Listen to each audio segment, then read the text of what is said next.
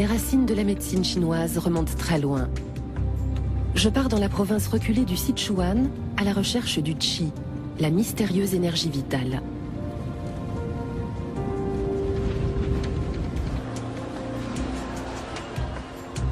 Que reste-t-il aujourd'hui de ce savoir ancestral ?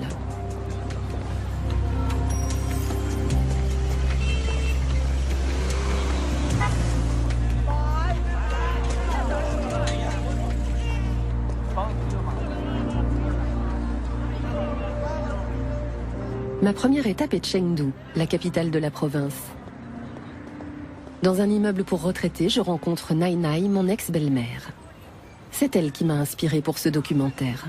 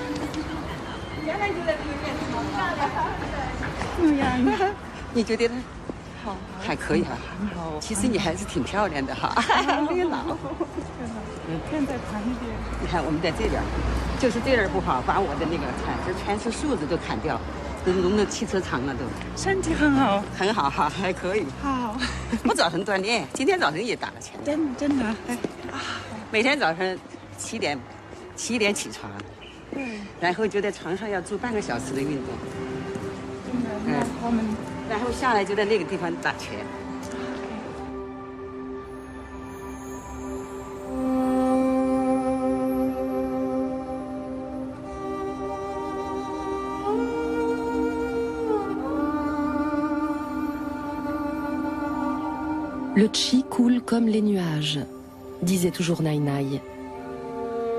Elle m'a appris les mains des nuages ou encore le fouet oblique.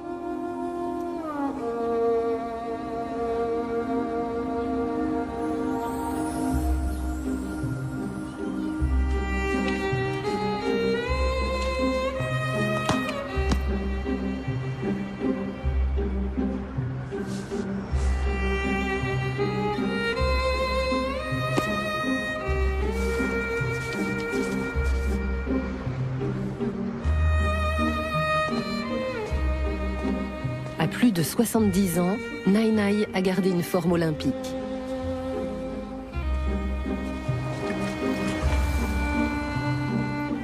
Elle est très attachée aux racines de la culture traditionnelle chinoise.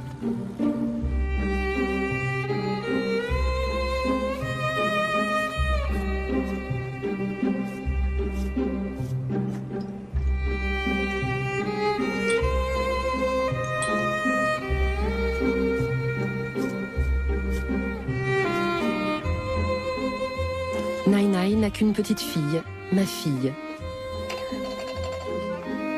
Elle vous l'offre.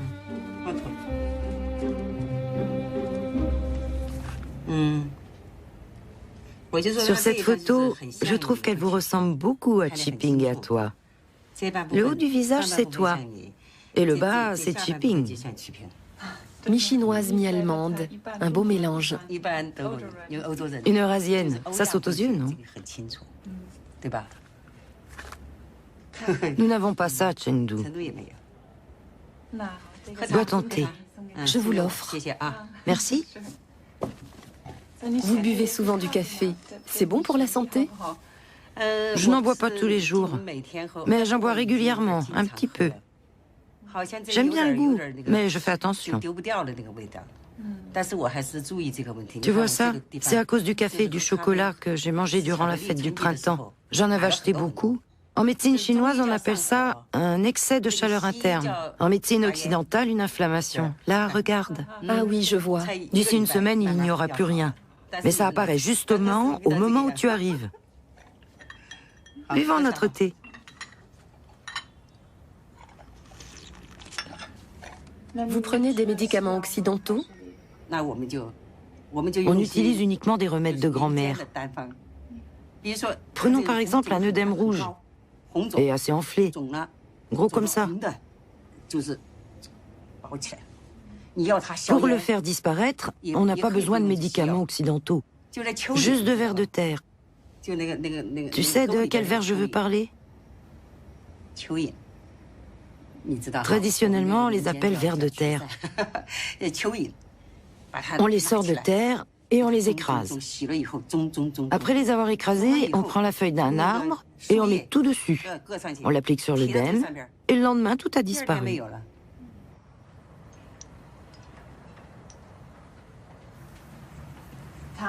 Vous m'aviez dit que vous aviez un livre sur les remèdes de médecine chinoise.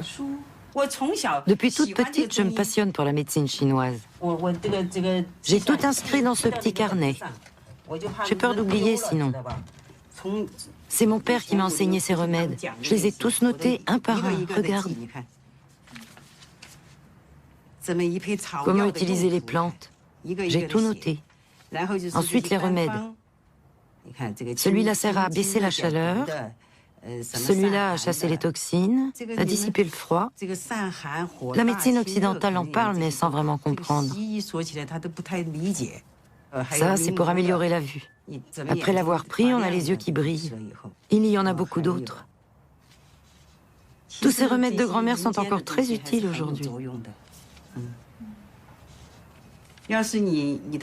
Si tu habites dans un lieu isolé, que tu ne trouves pas de médecin et que tu n'as pas de médicaments, comment fais-tu? Tu prends des herbes que tu peux cueillir toi-même. Il suffit de les cuire et de les consommer. Les médicaments ont été inventés sur ce principe. C'est ça la médecine chinoise.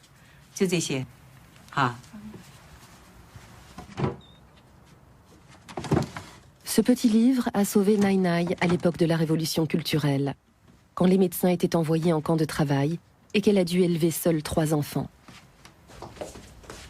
C'est pourquoi, aujourd'hui encore, elle ne jure que par la médecine naturelle chinoise.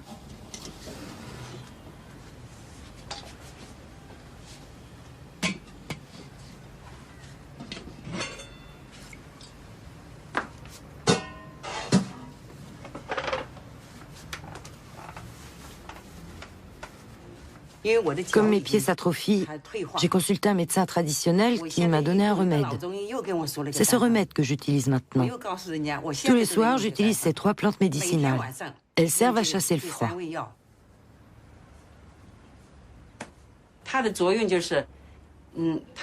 Comme nous sommes en hiver, mes pieds sont très froids, surtout les articulations. Les écorces d'orange chassent le froid. Cela facilite aussi la ventilation. Le sang et l'énergie sont ventilés grâce au poireau et à la ciboulette.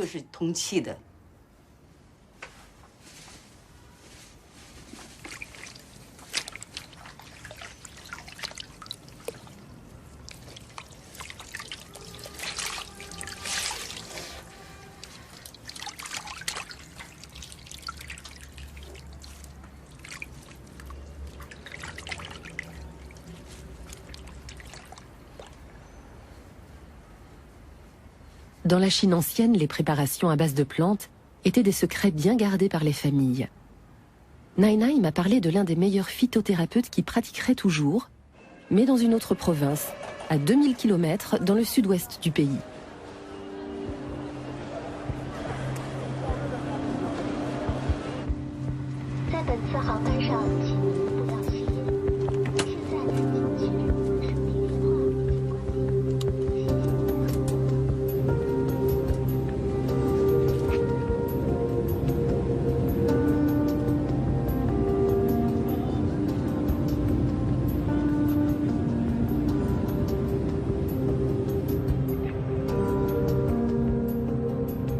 Qinhong, la cité de l'aube. Même en hiver, un vent subtropical souffle ici.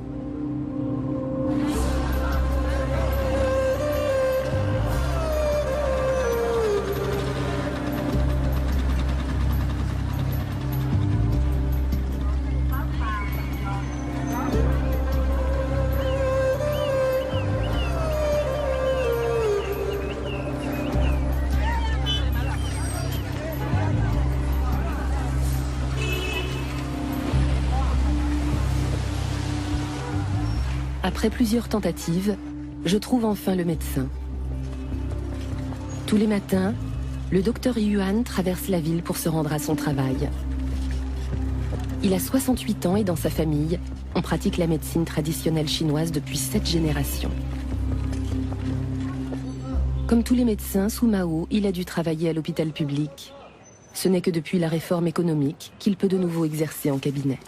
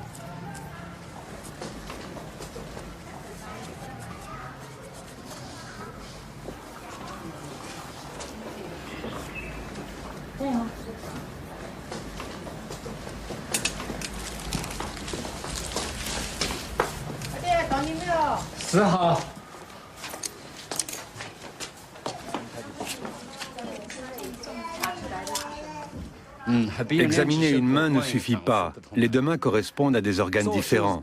La main gauche au cœur, au foie et au rein. La main droite au poumon, à la rate et au nombril. Puis pour le pouls, on distingue d'abord le tsun, le guan et le che. Puis à nouveau 3 points, superficiels, moyens et profonds. 3 x 3 font 9, 3 x 9 font 27 pouls différents. La prise du pouls réduit donc les erreurs de diagnostic.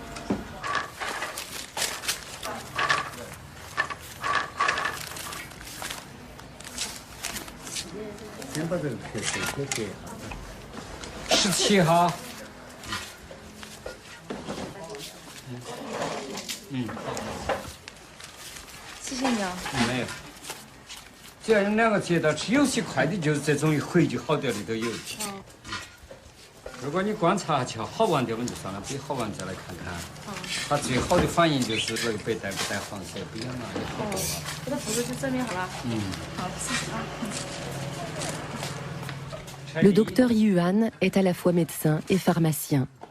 Il se procure lui-même presque toutes ses plantes médicinales.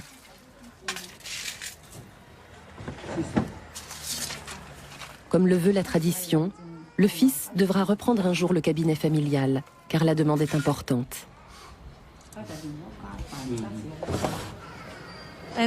Nous ne sommes pas d'ici, mais de la province du Jiangxi. J'ai interrogé les gens du coin. Je leur ai demandé qui était le meilleur docteur en médecine traditionnelle par ici. Ils m'ont dit que c'était le docteur Yuan. Je sais que la médecine traditionnelle ne peut pas être mauvaise pour la santé. Les médicaments occidentaux agissent plus rapidement, mais parfois je ne les supporte pas. Alors qu'avec les médicaments traditionnels chinois, je n'ai pas d'effet secondaire. Beaucoup de gens viennent ici. Allez leur demander, ils n'iront jamais ailleurs. 不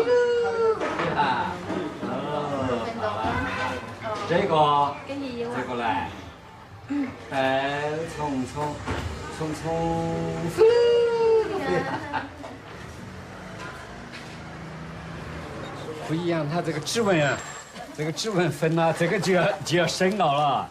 喏，你看这边有一股线上来，从这边一直顺到这边插到这边，走这边又分过来。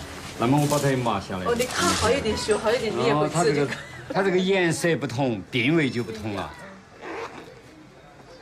它比的部位都不一样。色彩不同，颜色不同。所以你现在能看出来？哦，我就看出它了，它消化也不好，还有感冒。舌头啊！它滑的不像是。消化不好。就是爱吃零食。不要紧。从1个月到5岁都是看这点。为什么呢？它因为这个酶还没有到这个动脉血管上来，前边已经在血管上表现了，它就反映在指纹上了，这个叫指纹。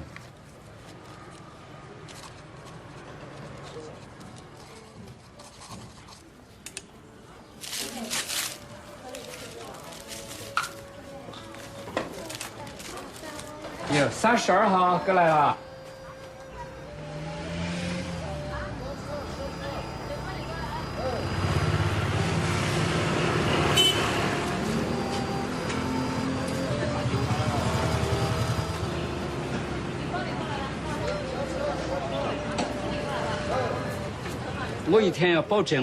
Depuis toujours, je veille à la qualité de mes consultations. Je n'examine pas plus de 40 patients par jour. Au-delà, mon cerveau ne fonctionne plus et je ne peux plus garantir la qualité de mon travail. Les résultats seront mauvais. D'où viennent vos patients en général? Ils sont nombreux, de toute la province, de tout le pays, de l'étranger aussi, de Canton, de Thaïlande, de Birmanie, du Laos et quelques-uns de Tchétchène. Les gens qui ne sont pas d'ici ont beaucoup d'argent, surtout depuis la nouvelle politique dans ce domaine. Maintenant, il faut avoir le titre de médecin professionnel avant de pouvoir exercer. Sans ce diplôme, impossible d'ouvrir une consultation. Vous imaginez, il y a beaucoup d'herboristes dont les traitements sont très efficaces, mais ils n'ont pas de cabinet. Sans le certificat de médecin, pas de licence. Vous ne pouvez pas exercer légalement. Dans la Chine antique, la médecine se transmettait de personne à personne, de génération en génération. À cette époque, il n'y avait pas d'école. Tout était enseigné de particulier à particulier. Les classiques de la médecine et des traitements existent aussi par écrit.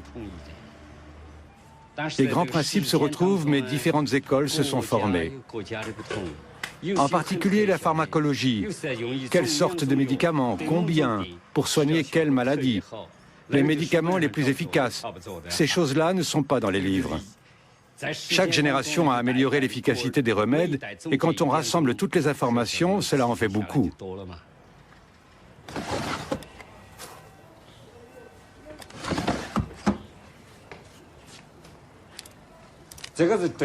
Ça, c'est particulièrement efficace contre les maux d'estomac. Lorsque votre estomac vous fait souffrir le martyre, vous mâchez cela et vous l'avalez. Au bout de 10 minutes, vous n'avez plus mal.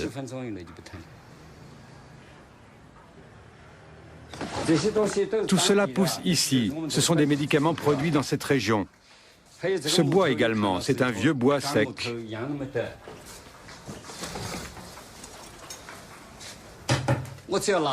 Je prends un couteau pour le fendre.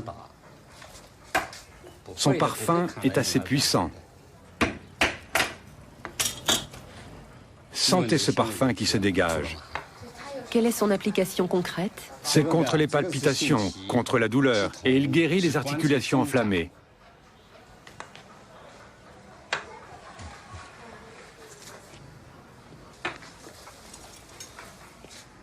Notre plus gros problème aujourd'hui, c'est la destruction des forêts de montagne. Si nous ne conservons pas ces espaces-là, beaucoup d'essences et d'herbes disparaîtront. Je cultive moi-même quelques herbes. L'important est de conserver ces plantes, de faire des semis. Mais ma récolte ne suffit pas, et de loin.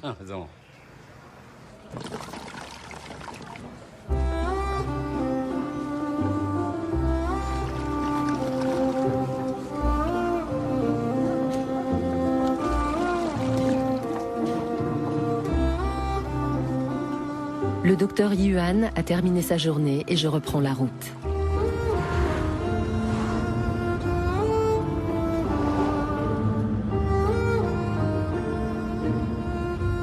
Nous traversons le Mékong pour rejoindre les montagnes.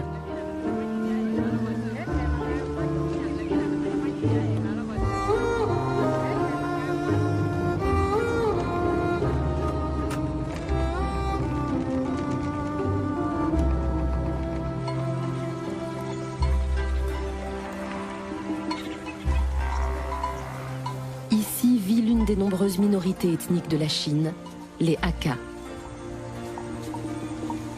Parmi eux, Chiang Kang.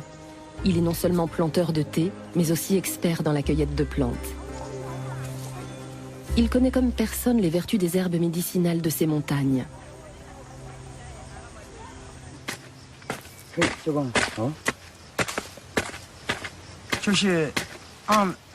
Pour nous, les Hakka, cette racine entre dans la composition de médicaments. Ces préparations servent à soigner les inflammations intestinales, les inflammations de l'intestin grêle. Elles soignent également la dysenterie. Cette essence est appelée arbre d'entaille. Elle soigne la toux, la pneumonie, les maladies cardiaques et a également un effet hémostasique. Ce sont les usages internes de cet arbre. Il a également un usage externe. Et puis, il y a celui-ci, le Rhaphidophora decursiva. Il soigne essentiellement les fractures.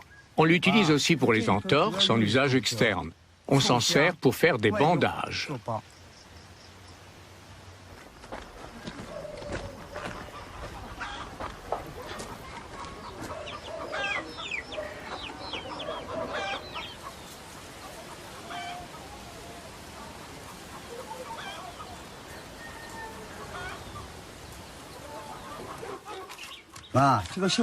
Celui-là s'utilise pour les coupures.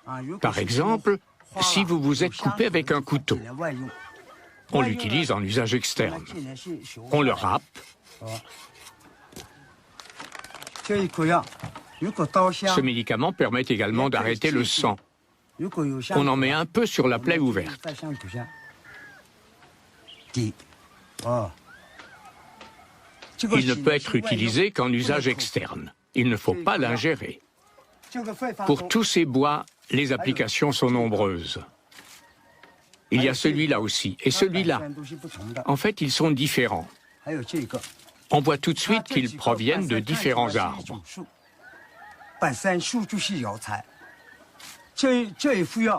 Un médicament fait à partir de cette essence soigne l'impuissance. Il est très efficace, et c'est prouvé. Il garantit 70% de réussite. Dans 70% des cas, les problèmes des hommes impuissants sont résolus. Les méthodes de coupe sont les mêmes. Il faut fendre le bois, puis le couper. Il faut écorcer l'arbre. Tout le monde utilise la même méthode. Ensuite, on le fait bouillir dans de l'eau, jusqu'à ce qu'il puisse être ingéré. Ça n'a pas beaucoup de goût.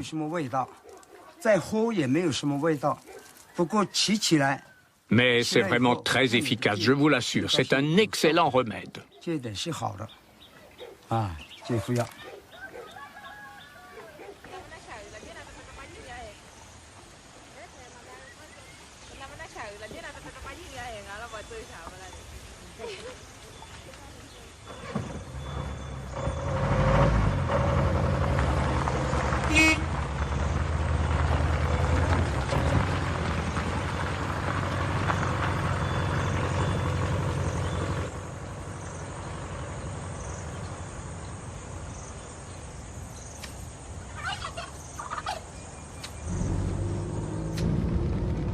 En Chine, les peuples des montagnes passent pour être superstitieux. Notre guide officielle n'était pas spécialement heureuse d'apprendre que nous voulions tourner ici. Mais l'un des guérisseurs de la région est considéré comme la référence absolue par les initiés, Yen Nanshuo. Il soigne même les fractures par les plantes. Pour contribuer à la guérison, il profère d'anciennes incantations chamaniques.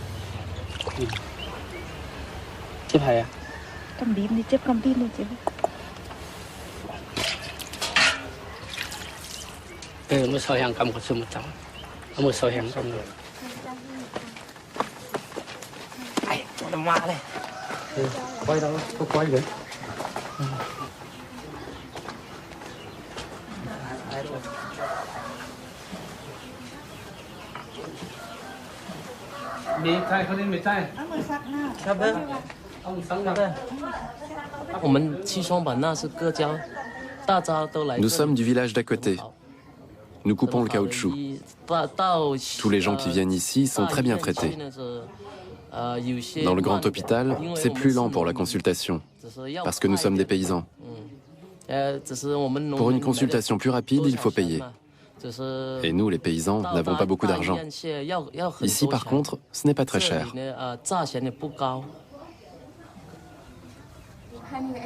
Vous avez déjà examiné les radios? Sur la radio, je vois une fracture déplacée, une fracture complète. Il faut remettre l'os dans la bonne position et placer une attelle. Ensuite, quand on enlève l'attelle, il faut traiter l'enflure pour faire disparaître l'œdème. Pour cela, j'applique de la pivoine herbacée en cataplasme, ce qui améliore la guérison.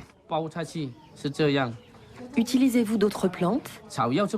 La pivoine herbacée aide l'os à se reformer. C'est cette plante que j'utilise pour les fractures. Comment avez-vous appris ces méthodes? Quand mon grand-père était encore vivant, j'ai étudié plusieurs années avec lui. Mais il y a aussi des textes anciens. J'ai aussi un livre qui a été écrit en dai. Il contient beaucoup de remèdes, leurs effets thérapeutiques et comment les appliquer, dans quelles proportions. Les dai ont tout noté. C'est une sorte de mode d'emploi. Mizahinahin en dai, ça veut dire être bon. Il faut être bon pour exercer, avoir le cœur pur. Je continue le travail que mon grand-père a fait toute sa vie. Il nous a transmis son savoir. D'ailleurs, il nous aide toujours, il nous soutient de loin. Il suffit d'avoir bon cœur pour préparer ces plantes médicinales. Nous faisons tout nous-mêmes.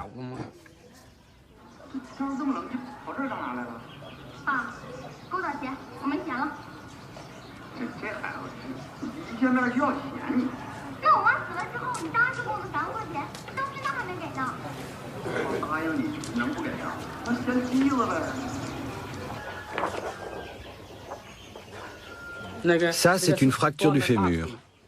Un accident.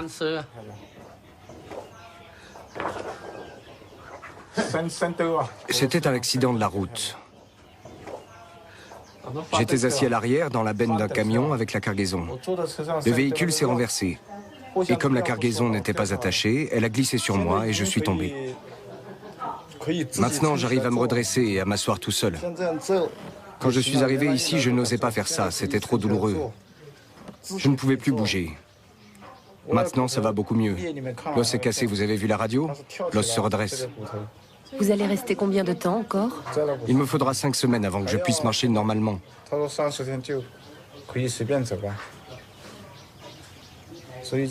J'ai également demandé pour un traitement à l'occidental. On utilise une broche en acier avec des vis. Mais au bout de 8 mois, il faut de nouveau l'enlever. C'est contraignant. Il faut subir 2 opérations. La médecine traditionnelle est plus lente, mais il n'y a pas besoin d'opérer. C'est ce qui m'a décidé pour les plantes médicinales.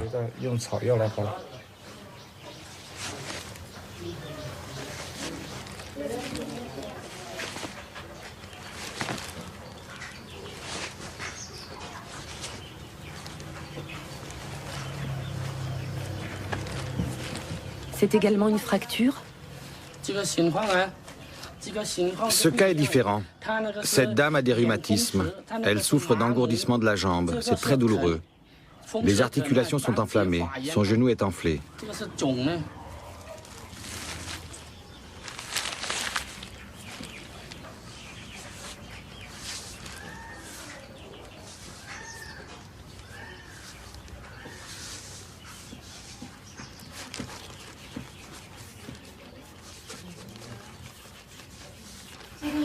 Quelle relation avec le chi?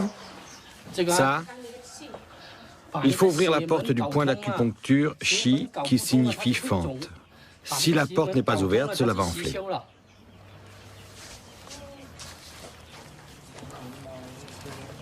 Où est ce chi? Sur les articulations. Il a le chi dans ses mains et le fait entrer à l'intérieur.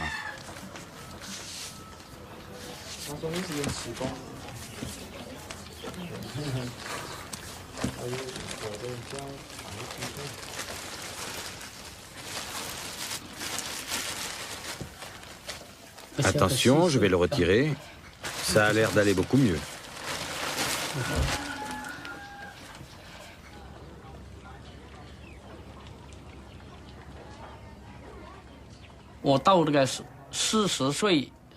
Après mes 40 ans, j'ai décidé de faire des préparations de plantes médicinales mon métier.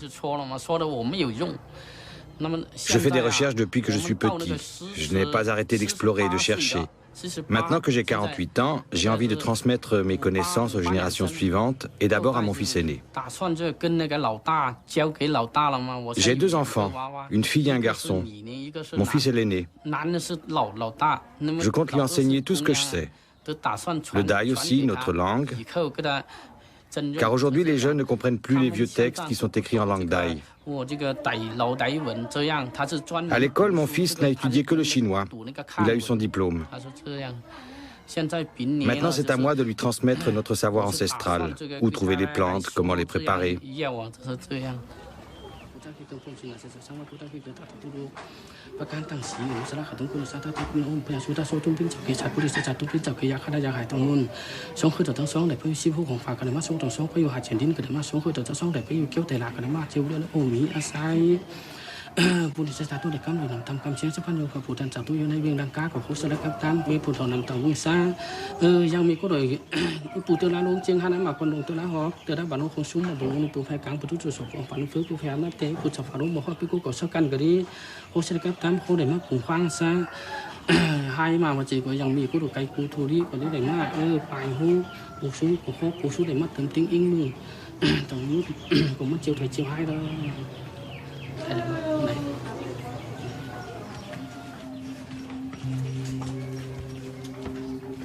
Les dai sont de fervents bouddhistes.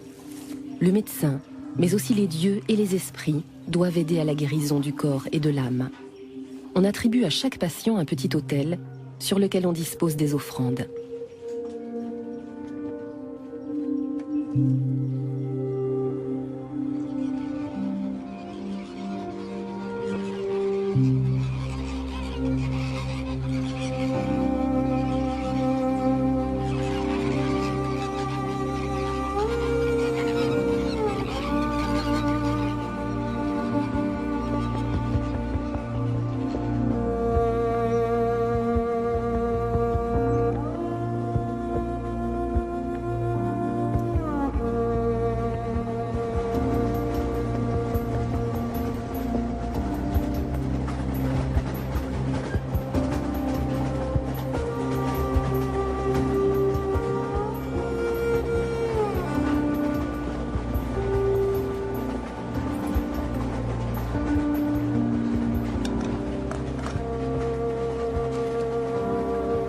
Selon un proverbe chinois, on boit du thé pour oublier le bruit du monde.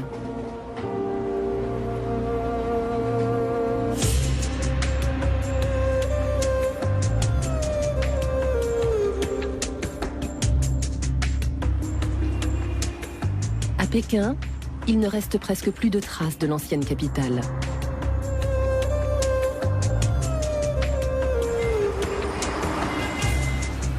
Je prends un taxi pour me rendre dans la partie ouest de la ville. Je veux aller au célèbre hôpital Gwanghwamen, l'un des rares endroits où la médecine traditionnelle fait l'objet de recherches approfondies.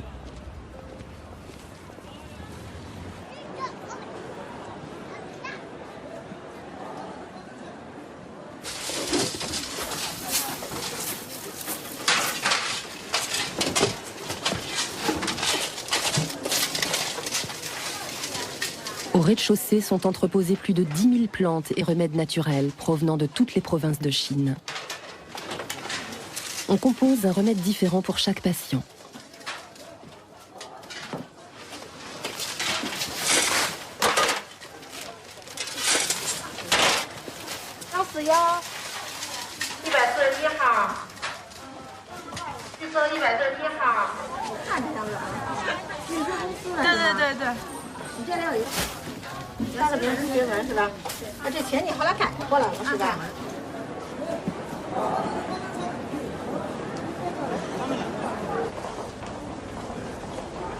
Le service d'acupuncture se trouve 4 étages plus haut. Le docteur Wang travaille ici depuis 20 ans et compte parmi les experts les plus chevronnés dans ce domaine. Son service peut difficilement faire face à l'afflux quotidien de patients.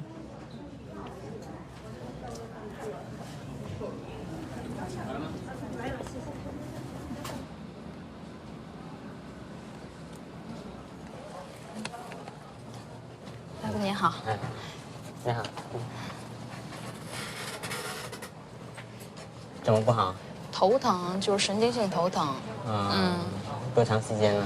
好多年了。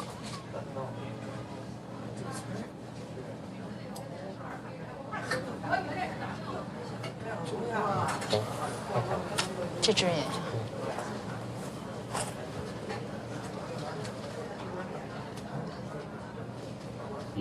和睡觉有关系？有。睡不好啊，还是劳累啊，这有关系？反正就是累了，就是精神紧张之后会头疼，然后有时候睡眠就是比如睡晚了或者熬夜了也会头疼。和那个你经常那个上网？啊，对。行，反正针灸这个病应该针灸有效。放宽心，好吧？好的。行。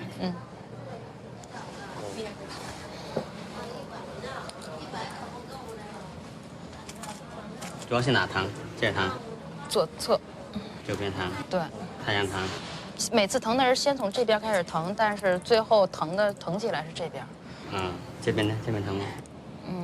也疼。这边呢？对，反正就是左侧这半侧，然后太阳穴、眼眶都疼。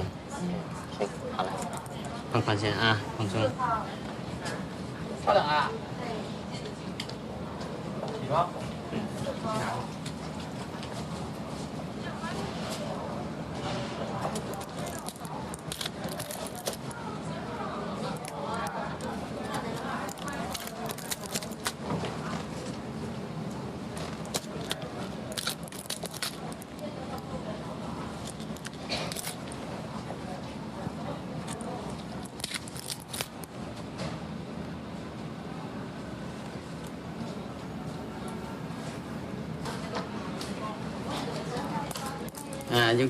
Ce sont des aiguilles qui tournent, des aiguilles rotatives. Elles tournent ensemble de cette façon. Cette technique est dite de la pichenette. Elle augmente la sensation de piqûre. Avec la technique vibrante, la sensation de piqûre est bien plus forte. Cela augmente la sensation de piqûre et les effets thérapeutiques. Les aiguilles doivent avoir du chi. Si elles n'ont pas de chi, il faut les tourner. Le patient doit avoir une sensation. S'il se sent vide, les effets thérapeutiques seront mauvais. Il faut se sentir lourd pour que cette méthode soit efficace.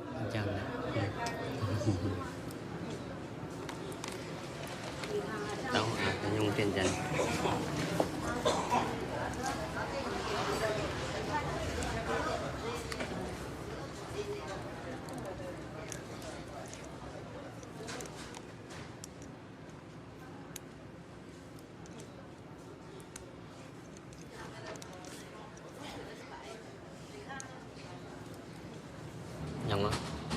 没有，有了，太大了。大的，看见了。没有了。好好。那种强度的强弱开关，你调大的话，自然就动得很厉害的。我给你稍微大一点啊，别害怕啊。还疼吗？行了，行了，行了，好嘞。电的目的就是加。Les aiguilles électriques aident le qi à mieux circuler. L'effet antidouleur est légèrement plus efficace. Le but est d'augmenter l'intensité des points d'acupuncture, de renforcer leur efficacité pour augmenter les effets thérapeutiques. Le point d'acupuncture Qi-Shen régule les nerfs et les fluides corporels. Après réglage, quand le Qi recommence à mieux circuler, les effets thérapeutiques sont meilleurs. Cette thérapie est très efficace contre les douleurs. Cela s'étend. Cela donne l'impression de s'étendre un peu. Puis les points d'acupuncture vibrent. On ne peut pas vraiment dire que ce soit confortable, mais une fois les aiguilles enlevées, je me sentirai certainement mieux. Ce genre de mal de tête est, selon la médecine chinoise, en relation avec le qi du foie.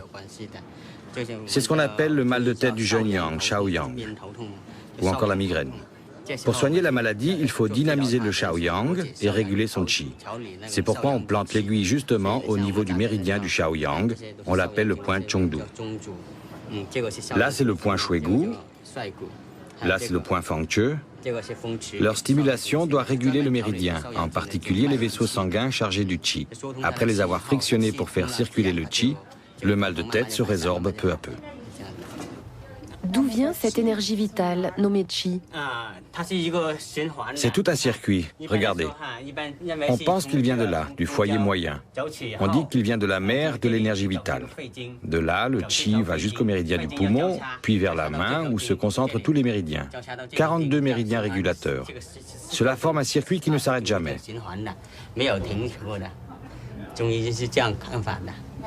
Quand ce circuit s'arrête, que se passe-t-il? Ce n'est pas bon du tout. À ce moment-là, la vie s'arrête. C'est comme le système cardiaque ou le système sanguin. Une fois que le cœur s'arrête, il n'y a plus rien, c'est comme ça. La médecine chinoise a été transmise et développée de génération en génération, et ce depuis des siècles. La base de cette tradition est que les 12 méridiens du pouls correspondent aux 12 mois de l'année. Et les 365 points d'acupuncture correspondent aux 365 jours de l'année. C'est probablement directement lié à la connaissance de l'Antiquité chinoise, selon laquelle l'homme et l'univers forment un tout. Les principes sont les mêmes pour l'homme et l'univers. C'est en quelque sorte la nature.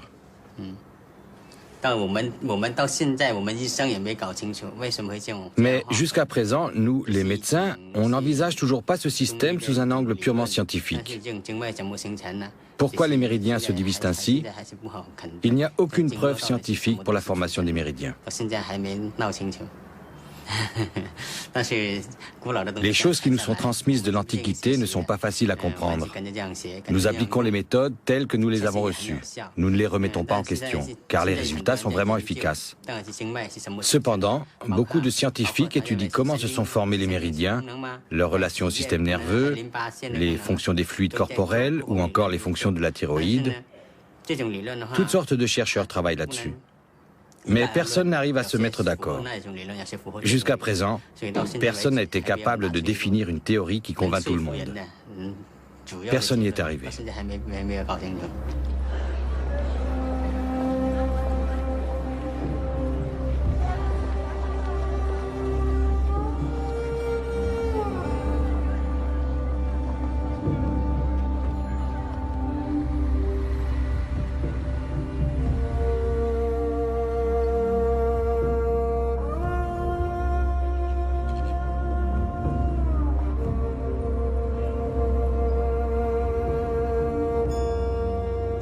Les origines de la médecine chinoise remontent à plus de 3000 ans.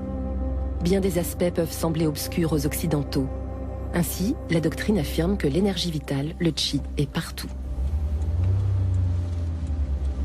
On ne peut pas la voir, mais on peut s'en servir. J'ai rendez-vous avec le docteur Sun dans un institut public de Qigong. Il est capable de recueillir le qi de l'environnement, puis de le libérer par les mains.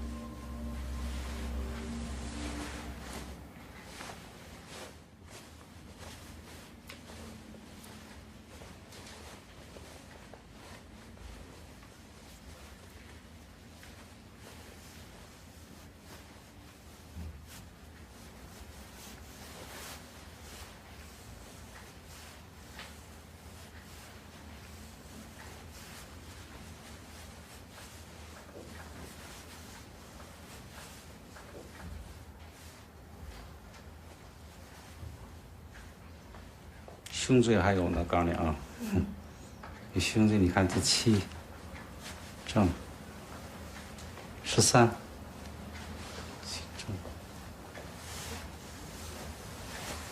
肩也不好。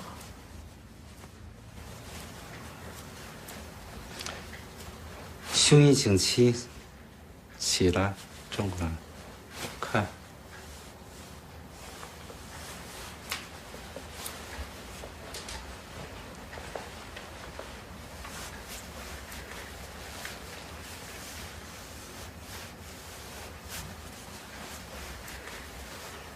好了，试试吧。你看这样动动肩，看，轻松了。Son épaule était complètement crispée, elle ne pouvait plus bouger. Oui, maintenant c'est détendu. Elle se sent plus légère. Je n'arrivais plus à soulever mes bras. Je n'arrivais pas plus haut que ça. Maintenant ça va. Quand il intervient, j'ai l'impression qu'au bout des doigts, j'ai comme... Comment dire? Une sensation de chaud, d'enflé. Comme s'il y avait quelque chose dans mes doigts.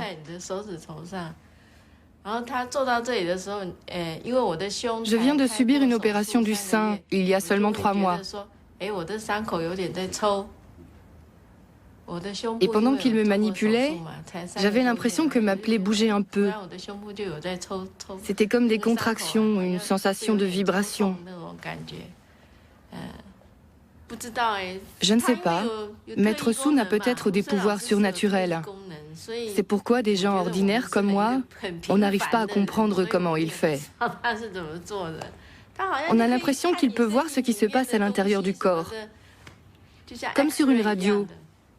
C'est fantastique. Vraiment incroyable.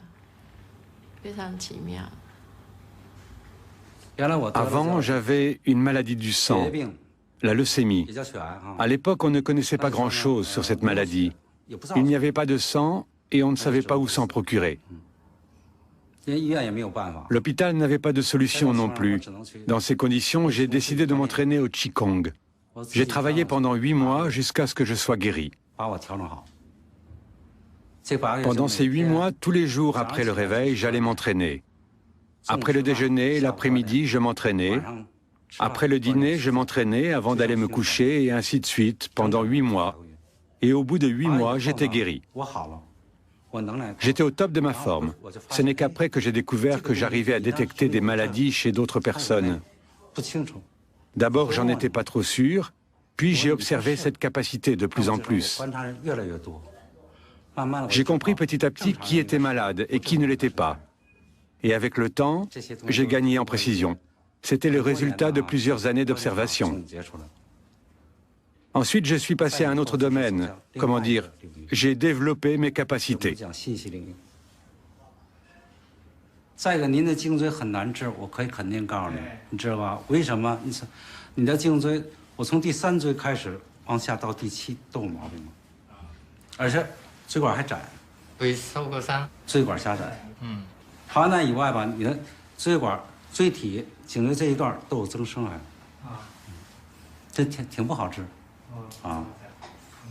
反正起码现在就是医学上他们不许掰，不能掰，一掰要出医疗事故。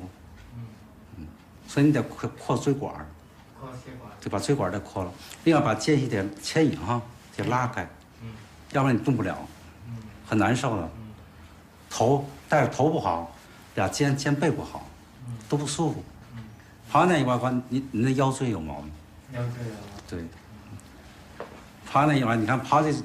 今天咱主要讲脊柱的问题，对，得讲这个，而且就心脏的供血不好，你看，你还得挺注意心脏的，你得注意这个病。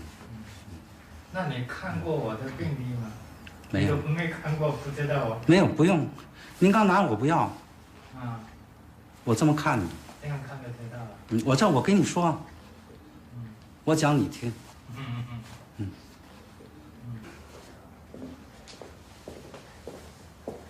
要脱鞋。要脱鞋。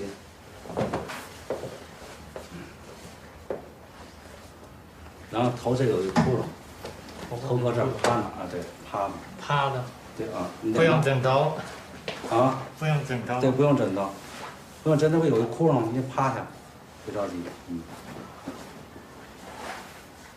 两手怎么处理？你随便，你怎么，但是怎么舒服都行，好不好？好，就这样。你只要感觉舒服就行了。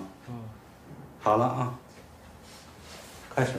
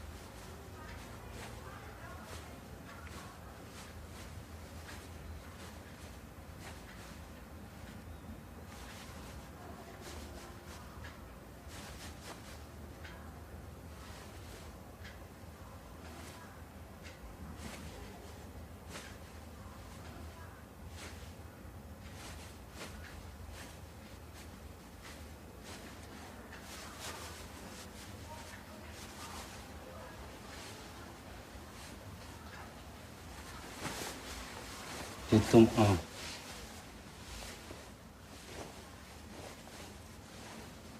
好了。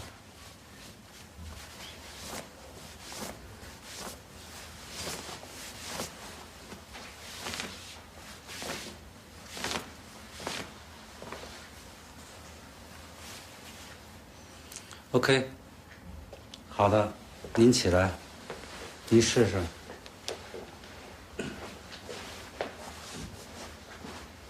一会儿试试脖子，试试肩，然后试试腰。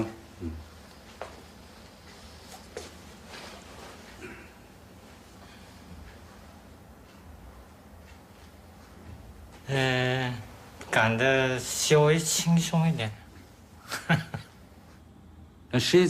En fait, le Qigong couvre un vaste domaine. Cela passe d'abord par un renforcement physique. C'est tout un processus. C'est par un travail sur tout le corps que nous pouvons améliorer notre santé. Mais le Qigong peut également purifier notre âme et développer nos capacités spirituelles. Une fois qu'on a fini de cerner les capacités physiques, on utilise des énergies plus fines. D'ailleurs, vous pouvez faire les mêmes découvertes que moi. On est tous pareils. Le Qigong couvre, comme j'ai dit, un vaste domaine. Ce n'est pas seulement un entraînement sportif. C'est par la maîtrise de votre corps que vous accédez à l'étape supérieure. À ce moment-là, vous pouvez également travailler sur votre conscience, voire explorer certaines voies plus spirituelles. C'est un tout.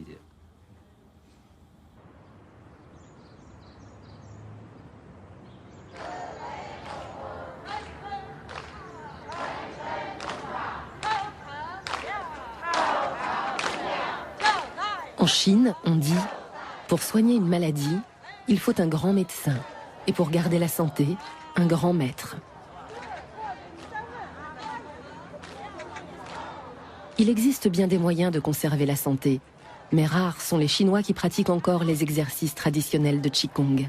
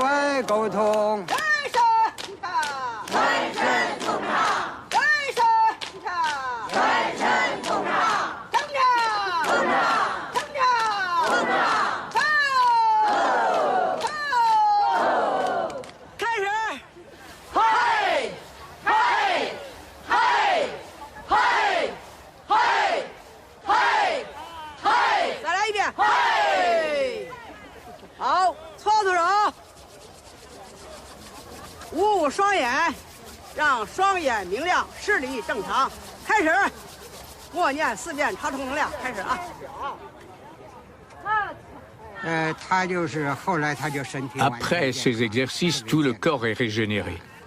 Cette gymnastique permet de bouger toutes les parties du corps. Par ailleurs, grâce au cri, le chi est activé et circule mieux dans nos organes. C'est comme une sorte de massage.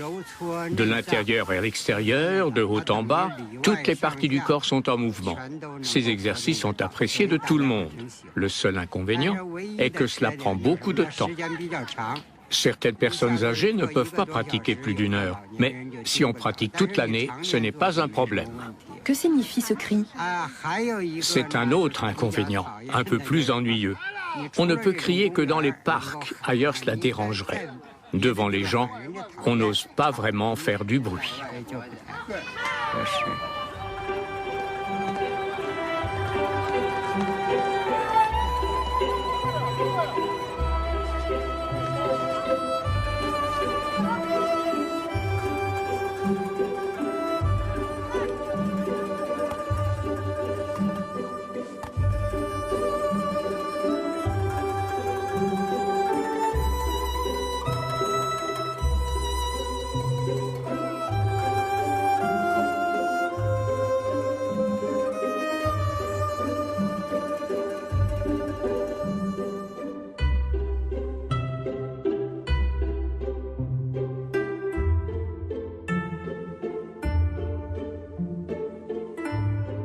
Aujourd'hui encore, les Chinois sont imprégnés de taoïsme. Son enseignement inclut la médecine traditionnelle. J'ai enfin obtenu l'autorisation de visiter l'un des derniers monastères taoïstes, niché au creux des légendaires montagnes de Wudang.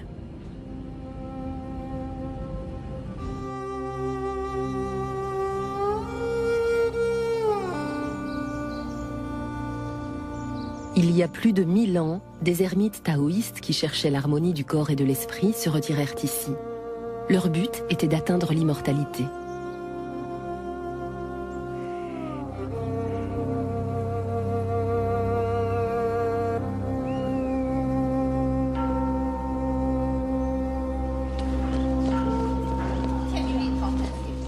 Autrefois, 500 monastères étaient disséminés dans les montagnes de Wudang. Il n'en reste plus que 6 aujourd'hui. Dans le palais des nuages pourpres, les nonnes taoïstes peuvent de nouveau pratiquer leurs cérémonies religieuses depuis la fin des années 80.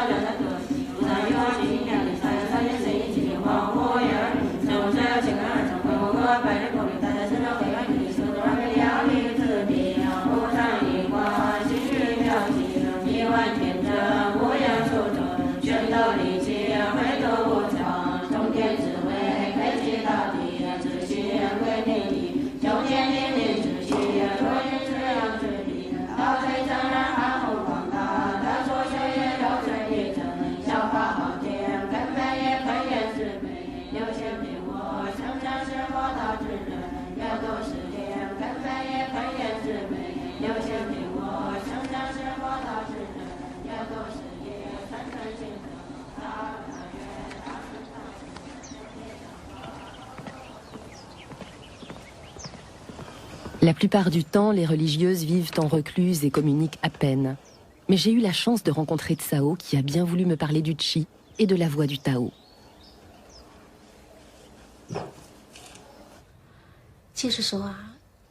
Comment faire pour être en bonne santé? Cette question se reflète dans les détails de la vie quotidienne. La façon de s'habiller, de se nourrir, de se loger, de marcher, y compris la nature. Chaque détail compte. Tous les jours, je vais dans la nature. Au milieu des fleurs, des arbres, je fais mes exercices. Au grand air, près de l'eau. Je m'assois ou je reste debout. C'est comme je le sens. Ensuite, je laisse mon cœur s'apaiser. J'abandonne toutes mes préoccupations, mes malheurs. Il m'arrive de fermer les yeux, de lever les bras ou de m'asseoir en tailleur pour pratiquer le taoïsme. Cela touche le subconscient, la conscience objective, la conscience de la transformation, en abandonnant tout ce qui est négatif. La psychologie, la force physique, tout est lié au chi originel. Dans la nature, il faut absorber le maximum d'air frais. L'air frais contient des ions négatifs. Ces ions négatifs peuvent chasser le chi impur, le chi mélangé dans le corps. Ils peuvent également soigner le cancer et toutes sortes de maladies.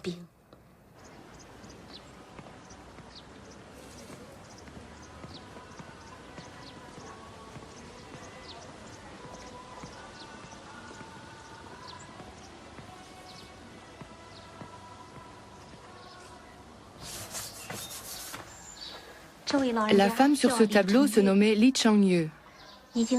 Lorsqu'elle est décédée, elle avait plus de 90 ans. Cette femme pratiquait un kung-fu intérieur. C'était un bon maître. Venez, on monte.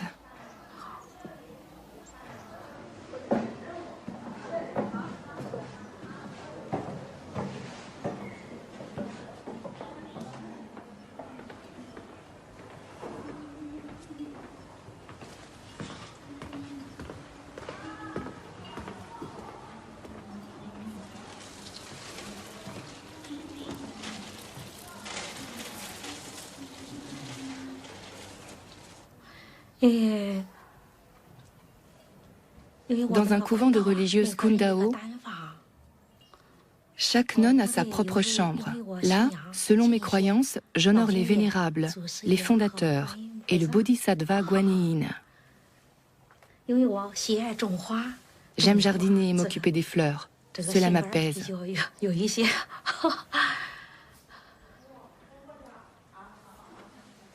Dans la vie de tous les jours, je m'assois pour méditer. Calmement, je croise les jambes. Je suis assise en tailleur dans une posture libre. Il y a également la position médiane ou la position supérieure. Donc je m'assois en tailleur dans une posture libre. Ensuite, je croise les mains comme cela. Je mets les pouces à l'intérieur. Ensuite, je referme mes mains ainsi et je les mets au niveau du nombril. C'est un mudra. Il existe d'autres mudras, comme ça ou encore comme ça. Il y a le mudra de la protection, le mudra de la bienveillance ou de la considération. Il y a plein de mudras. Chaque mudra a une autre signification et un autre effet. Tous les mudras sont possibles. Il suffit d'être détendu. Il faut avoir la tête droite, les épaules détendues, le regard droit, le dos droit, les yeux mi-ouverts, mi-fermés. Il faut être dans un état de semi-conscience, dans lequel la pensée chemine librement, dans un état très libre. D'habitude, je commence à méditer très tôt le matin. En général, nous méditons la nuit à l'heure Zeshue, c'est-à-dire de 23h à 1h du matin. Mais en général, cela commence à 22h. C'est l'heure de jonction. C'est le meilleur moment. À ce moment-là de la méditation, le yin et le yang sont réunis. Vous pouvez dire que vous exercez votre yang, mais le yin et le yang doivent être absolument réunis. On dit qu'à ce moment-là, à l'heure de jonction, le yin et le yang sont réunis dans le corps. Le yang pur et vigoureux est très bon pour les reins. Le yang remonte du sacrum jusqu'au-dessus de la tête, puis il redescend. C'est un cycle, comme le cycle d'une journée. En général, de 23h à 1h, c'est la meilleure période pour les reins. Les heures du midi sont plutôt propices au cœur, car les heures du midi repoussent le chaud. C'est-à-dire qu'il faut se détendre, être très détendu.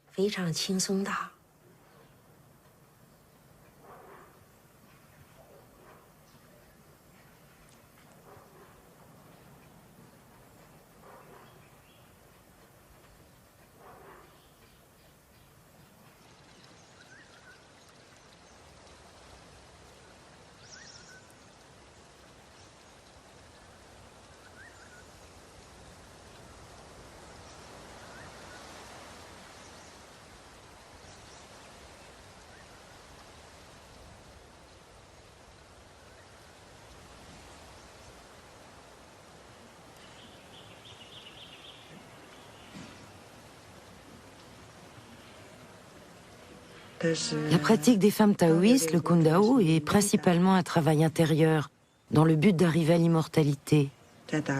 On l'appelle aussi le Kung Fu intérieur.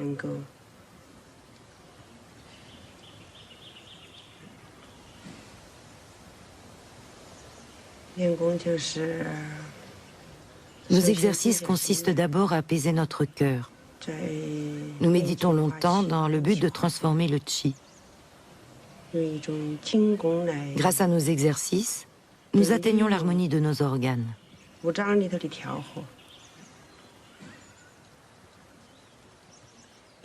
Kundao est une pratique spécifique aux femmes. Chez les femmes, le chi est conservé au niveau de la poitrine avant d'arriver à la zone pubienne.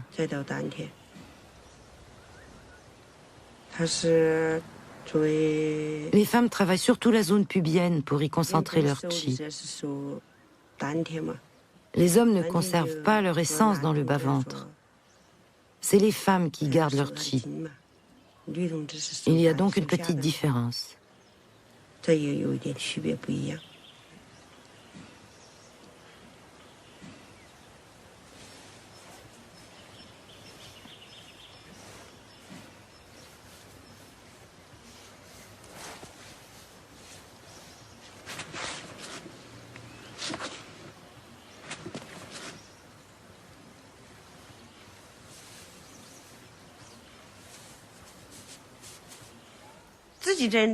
La pratique du Kung Fu intérieur est une méthode très individuelle.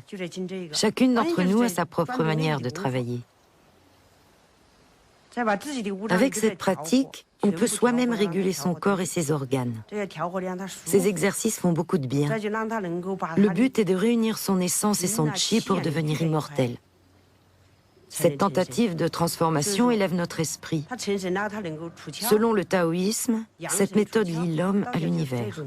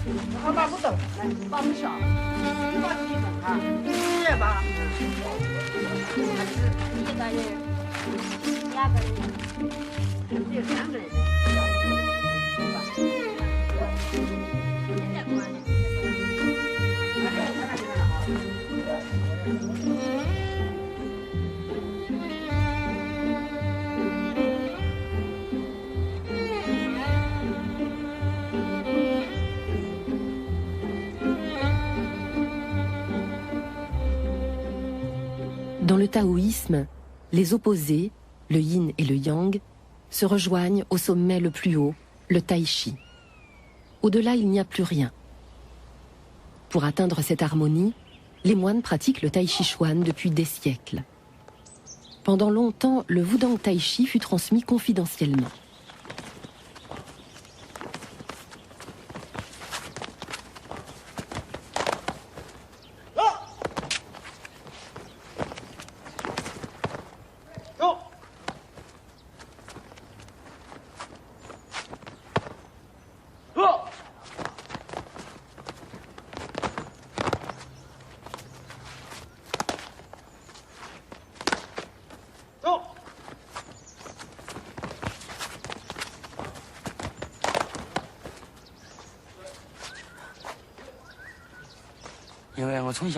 Depuis ma naissance, je suis de faible constitution. Il y a beaucoup de choses que je n'ai pas pu faire, comme étudier. J'étais toujours malade. Lorsque j'ai eu 13-14 ans, mes parents ont constaté que j'avais grandi et que je commençais à pouvoir être indépendant. Ils ont alors décidé de m'envoyer dans les montagnes chez les moines taoïstes. Ils pensaient que le taoïsme serait bénéfique pour ma santé et mon développement. À l'école, Les autres élèves s'étaient toujours moqués de moi. C'est pourquoi mes parents m'ont envoyé dans les montagnes de Wudang. Le Tai Chi Chuan travaille sur l'apaisement. Si on pratique en ville dans le bruit, sans trouver le calme, il perd une partie de son efficacité. Le Tai Chi Chuan que nous pratiquons ici est un travail intérieur et a une particularité, vaincre la dureté par la douceur, ou vaincre le mouvement par l'immobilité. C'est laisser s'écouler la force du Qi. Cette souplesse ne signifie pas faiblesse, bien au contraire. La force de l'esprit influence le Qi du corps et le fait circuler dans toutes ses parties. Le cœur est apaisé et le corps s'assouplit peu à peu. Lorsque quelque chose de dur, de violent et de fort attaque, il ne faut pas que le corps soit dur pour le contrer. Au contraire, il faut contrer avec des mouvements lents et souples, comme pour l'accueillir, et ensuite le transformer. On transforme la force de l'adversaire à son profit en utilisant la souplesse. On peut arriver à repousser l'ennemi d'une main. Et ce n'est pas de la faiblesse.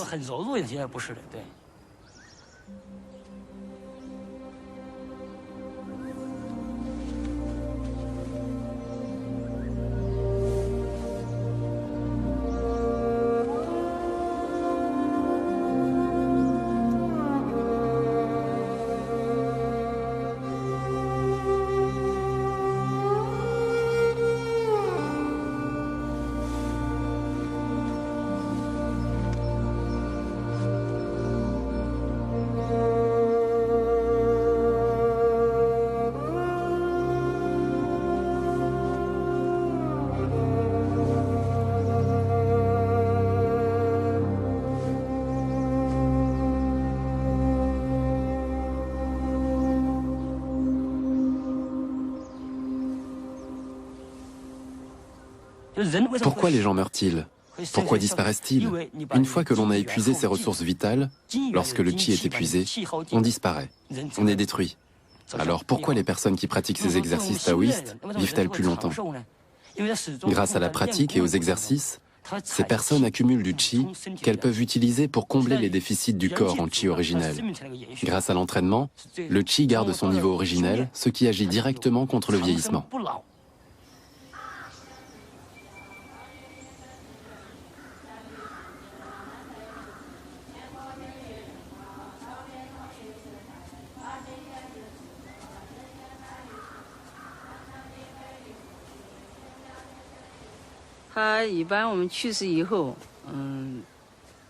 Chez les taoïstes, après le décès d'une personne, le corps repose au temple 3 jours, pendant lesquels il faut prier pour le passage du défunt vers l'au-delà.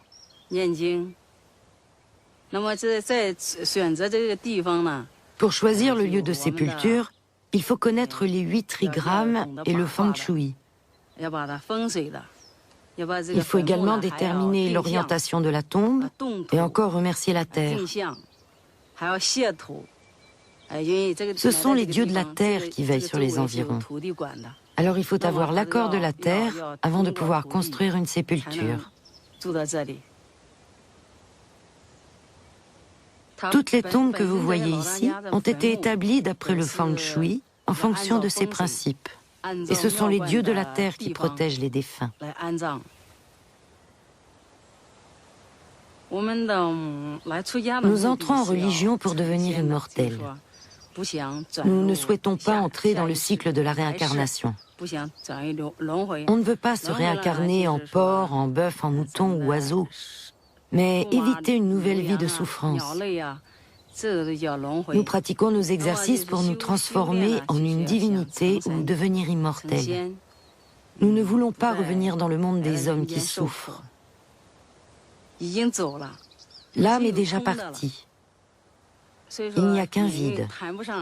On ne parle plus de l'essence ou de l'esprit. Si le défunt a pratiqué correctement ses exercices sur le Qi, il a atteint l'immortalité.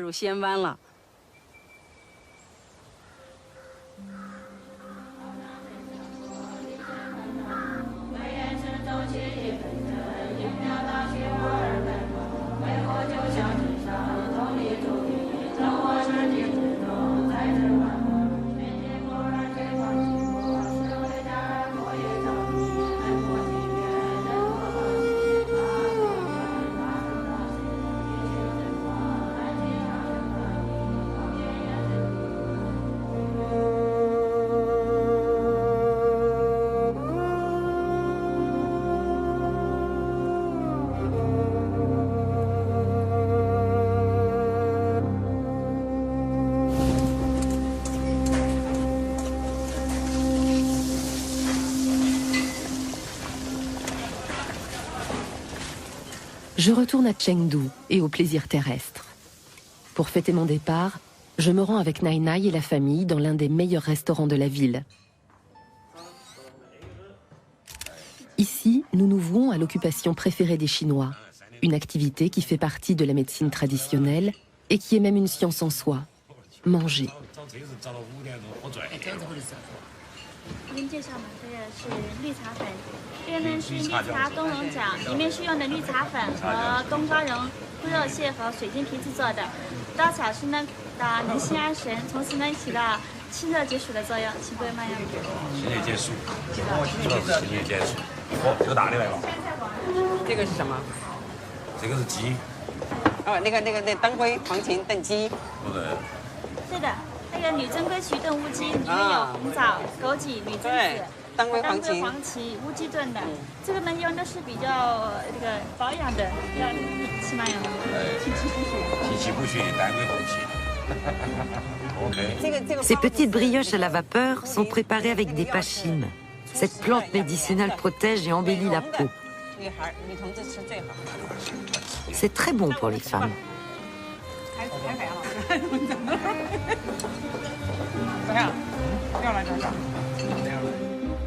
Nai Nai m'explique encore que l'on peut recueillir le qi par la nourriture. Si je suis tous ses conseils, je vivrai longtemps. Et comme dit un proverbe chinois, la vie, c'est comme le thé. Plus on la laisse infuser, meilleure elle est.